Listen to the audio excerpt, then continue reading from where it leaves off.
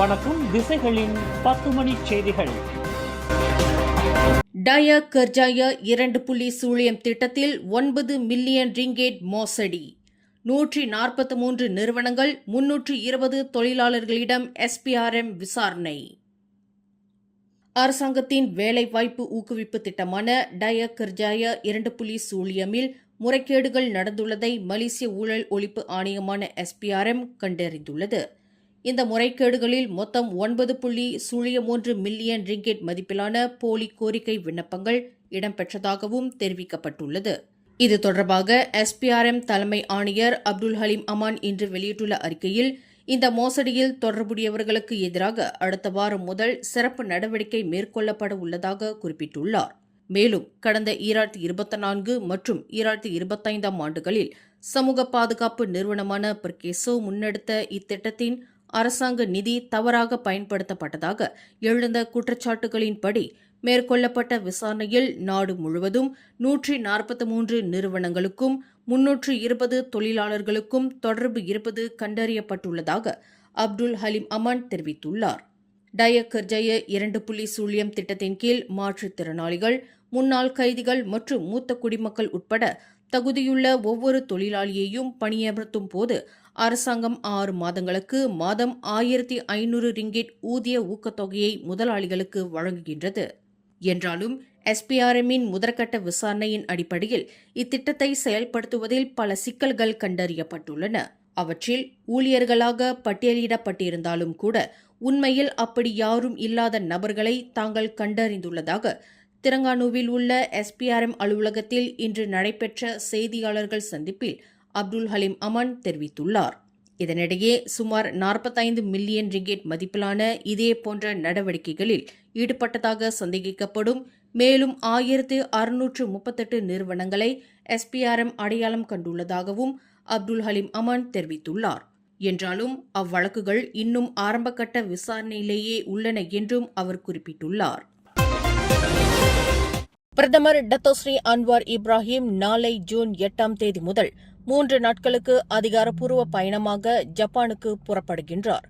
Japan அரசாங்கத்தின் அழைப்பின் பேரில் அன்வாரின் இந்த பயணமானது அமையவுள்ளதாக வெளியுறவு அமைச்சு இன்று வெளியிட்டுள்ள அறிக்கையில் குறிப்பிட்டுள்ளது. மேலும் இப்பயணத்தின் போது ஜப்பான் பிரதமர் சனே தகைச்சி மற்றும் அன்வாருக்கிடையில் இருதரப்பு பேச்சுவார்த்தைகள் நடைபெறவுள்ளன. பிரதமருடன் வெளியுறவு அமைச்சர் டத்தோஸ்ரீ முகமது ஹசான், முதலீடு, வர்த்தகம் மற்றும் தொழில் அமைச்சர் டத்தோஸ்ரீ ஜொஹாரி அப்துல்கானி மற்றும் தொழில் முனைவோர் மற்றும் கூட்டுறவு மேம்பாட்டுத்துறை அமைச்சர் ஸ்டீவன் சிம் சிக்யோங் ஆகியோரும் பயணிக்கின்றனர். மேலும் இச்சந்திப்பின் போது இரு நாடுகளின் தலைவர்களும் இருதரப்பு உறவுகள், பொருளாதாரம் மற்றும் பாதுகாப்பு ஒத்துழைப்பு, மத்திய கிழக்கு நிலைமை உள்ளிட்ட அனைத்துலக விவகாரங்கள் குறித்து கலந்தாலோசிக்க உள்ளனர். இதனிடையே ஜப்பான் அமைச்சரவையின் தலைமை செயலாளர் கிஹாரா மினோரோ செய்தியாளர்களிடம் பேசுகையில், மலேசியா மற்றும் ஜப்பான் இரு நாடுகளும் முழுமையான வியூக கூட்டாளிகளாக வலுவான உறவை உருவாக்கியுள்ளதாக தெரிவித்துள்ளார். மேலும் இந்தோ பசிபிக் பிராந்திய விவகாரத்தில் ஜப்பானின் முன்னெடுப்பிற்கு மலேசியாவுடனான உறவு மிக முக்கியமானது என்றும் இரு நாடுகளுக்கு இடையிலான நட்பு மற்றும் ஒத்துழைப்பு மேலும் வலுப்பெறும் என நம்பிக்கை தெரிவித்துள்ளார். ஜாசேகா கட்சியை உள்ளடக்கிய மாநில ஆட்சியில் அங்கம் வகிப்பதை விட தமது பதவியை துறப்பதே மேல் என ஜொஹோர் மந்திரி பசார் ஆன் அஃபீஸ் காசி தெரிவித்துள்ளார். இஸ்கண்டார் புத்திரியில் இன்று நடைபெற்ற பாரிசான் நேஷனல் தேர்தல் இயந்திர துவக்க விழா நிகழ்ச்சியில் உரையாற்றிய அவர், பாரிசான் நேஷனலுக்கு வாக்களிப்பது ஜாசேகாவுக்கு ஆதரவளிப்பதற்கு சமம் என்ற குற்றச்சாட்டை மறுத்து அதை அவதூறு என்று விவரித்தார். மேலும் இறைவனின் அருளால் ஜொஹோர் சுல்தான் மற்றும் ஜொஹோர் ரீஜன் ஆகியோரின் ஒப்புதலுடன் தாங்கள் மீண்டும் மாநிலத்தில் ஆட்சி அமைக்கும் சூழ்நிலையில் ஜாசேகா கட்சியுடன் ஒருபோதும் இணைய மாட்டோம் என்று ஆன் அஃபீஸ் காசி திட்டவட்டமாக தெரிவித்துள்ளார். அதேவேளையில் ஜாசேகா கட்சியுடன் ஒரே மேஜையில் அமர வேண்டிய சூழ்நிலை ஏற்பட்டால் தாம் மந்திரி பசாராக பதவி வகிக்கப் போவதில்லை என்றும் இதுதான் ஜொஹோரின் குணம் என்றும் அவர் குறிப்பிட்டுள்ளார். வரவிருக்கும் ஜொஹோர் மாநில தேர்தலில் 56 தொகுதிகளிலும் போட்டியிடுவதை பாரிசான் நேஷனல் உறுதிப்படுத்தியுள்ளது. இதன் மூலம் கூட்டரசு அளவிலான கூட்டணி கட்சியான பக்கத்தான் ஹரப்பான் மற்றும் பரிக்கத்தான் நேஷனல் அல்லது மூடா ஆகியவற்றுடன் தொகுதி பங்கீடு செய்து கொள்ளும் சாத்தியக்கூறு முற்றிலுமாக நிராகரிக்கப்பட்டுள்ளது. அதேவேளையில் பக்கத்தான் ஹரப்பானும் அனைத்து 56 தொகுதிகளிலும் போட்டியிடுவதாக அறிவித்துள்ளது குறிப்பிடத்தக்கது. ஜொஹோர் மாநில தேர்தலை முன்னிட்டு பரப்பப்படும் பொய்யான தகவல்கள் மற்றும் தவறான பிரச்சாரங்களை எதிர்கொள்ள பாரிசான் நேஷனல் முழுமையாக தயாராக இருக்க வேண்டும் என்று அதன் தலைவர் டத்தோஸ்ரீ டாக்டர் அமட் ஜைட் அமிடி தெரிவித்துள்ளார். இஸ்கண்டர் புத்திரியில் உள்ள இடியூ சிட்டி மைதானத்தில் இன்று நடைபெற்ற ஜொஹோர் தேர்தலுக்கான பாரிசான் நேஷனல் தேர்தல் இயந்திர அறிமுக நிகழ்ச்சியில் உரையாற்றிய அவர், பொய்யான தகவல்கள் பரப்பப்படும் முறையானது தற்போது முற்றிலும் மாறிவிட்டதாக குறிப்பிட்டுள்ளார். பொய்யான குறும்பட காணொலிகள், திருத்தப்பட்ட உரைகள், போலி விளம்பர பதாதைகள், அடையாளம் தெரியாத சமூக ஊடக கணக்குகள் மற்றும் உண்மை போல் தோன்றும் தவறான தகவல்கள் மூலம் தற்போது பொய்யான தகவல்கள் பரப்பப்படுவதையும் ஜாஹிட் சுட்டிக்காட்டியுள்ளார். இந்நிலையில் அத்தகைய பொய்யான பிரச்சாரங்கள் மக்களின் நம்பிக்கையை சிதைக்கவும், ஒற்றுமையை குலைக்கவும், மக்களிடையே குழப்பத்தையும் கோபத்தையும் ஏற்படுத்தி பாரிசான் நேஷனலை நிராகரிக்க வைப்பதற்காகவே திட்டமிட்டு பரப்பப்படுவதாகவும் அவர் குற்றஞ்சாட்டினார். வரவிருக்கும் ஜொஹோர் தேர்தலில் கட்சி தொண்டர்கள் மற்றும் ஆதரவாளர்கள் சமூக ஊடகங்களில் பரவும் தகவல்களை கவனமாக பரிசீலித்து உண்மை மற்றும் பொய்யை வேறுபடுத்தி மக்களுக்கு விளக்க வேண்டும் என்றும் அவர் வலியுறுத்தியுள்ளார். ஜாசேகா கட்சியுடன் ஒரே மேசையில் அமர்வதை விட மந்திரி பசார் பதவியை துறப்பேன் என்று ஜொஹோர் மந்திரி பசார் ஆன் அஃபீஸ் காசி கூறிய கருத்துக்கு ஜாசேகா பொதுச் செயலாளர் ஆந்தனி லாக் பதிலடி கொடுத்துள்ளார். இதுகுறித்து தமது முகநூல் பக்கத்தில் கருத்து தெரிவித்துள்ள அவர், ஜாசேகாவுடன் ஒரே மேசையில் அமர விருப்பமில்லையா, அந்த அகந்தையுடனே தொடருங்கள் என்று கிண்டலாக பதிவிட்டுள்ளார். மேலும் பாரிசான் நேஷனல் தலைவர் டத்தோஸ்ரீ அமட் ஜைட் அமிடி ஒவ்வொரு வாரமும் அமைச்சரவை கூட்டத்தில் ஜாசேகா தலைவர்களுடன் ஒரே மேசையில் அமர்வதையும் சுட்டிக்காட்டியுள்ள ஆந்தனி லாக், ஜாஹிட் அமிடியுடன் தாம் அமர்ந்திருக்கும் புகைப்படத்தையும் பதிவிட்டுள்ளார். ஆன் அஃபீஸ் மற்றும் ஆந்தனி லாக் இடையிலான இந்த விவாதம் ஜொஹோர் அரசியல் வட்டாரத்தில் தற்போது பரபரப்பை ஏற்படுத்தியுள்ளது.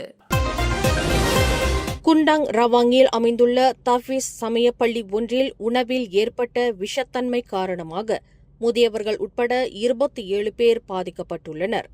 இதுகுறித்து சுங்கைபுலோ மாவட்ட போலீஸ் தலைவர் முகமது ஹஃபீஸ் முகமது நூர் இன்று வெளியிட்டுள்ள அறிக்கையில், கடந்த ஜூன் 4ஆம் தேதி வெளியிலிருந்து பெறப்பட்ட உணவை உட்கொண்ட பின்னர் அங்கிருந்த மாணவர்களும் முதியோரும் வாந்தி மற்றும் வயிற்றுப்போக்கு போன்ற அறிகுறிகளை அனுபவித்ததாக தெரிவித்துள்ளனர். இந்நிலையில் பாதிக்கப்பட்ட அனைவரும் அருகிலுள்ள மருத்துவ மையங்களிலும் சுங்கைபுலோ மருத்துவமனையிலும் சிகிச்சை பெற்றதாகவும் அவர் குறிப்பிட்டுள்ளார். இச்சம்பவத்தில் 13 முதல் 84 வயது வரையிலான மொத்தம் 27 பேர் பாதிக்கப்பட்டதாக தெரிவிக்கப்பட்டுள்ளது. மேலும் இச்சம்பவத்தின் உண்மையான காரணத்தை கண்டறிய கோம்பா மாவட்ட சுகாதார அலுவலக அதிகாரிகள் சம்பவ இடத்தில் விசாரணை நடத்தி சாட்சியங்களையும் உணவு மாதிரிகளையும் சேகரித்து ஆய்வக பரிசோதனைக்கு அனுப்பியுள்ளனர். அதேவேளையில் மலேசிய சுகாதார அமைச்சு இச்சம்பவம் தொடர்பாக விசாரணை கோப்பை திறந்து மேலதிக நடவடிக்கைகளை மேற்கொண்டு வருகிறது. மலக்காவின் மஸ்ஜித் தானா இண்டஸ்ட்ரியல் பார்க் பகுதியில் உள்ள தொழிற்சாலை ஒன்றில் ஏற்பட்ட அமோனியா வாயு கசிவு சம்பவத்தை தீயணைப்பு மற்றும் மீட்புத் துறையினர் வெற்றிகரமாக கட்டுப்பாட்டுக்குள் கொண்டு வந்துள்ளனர்.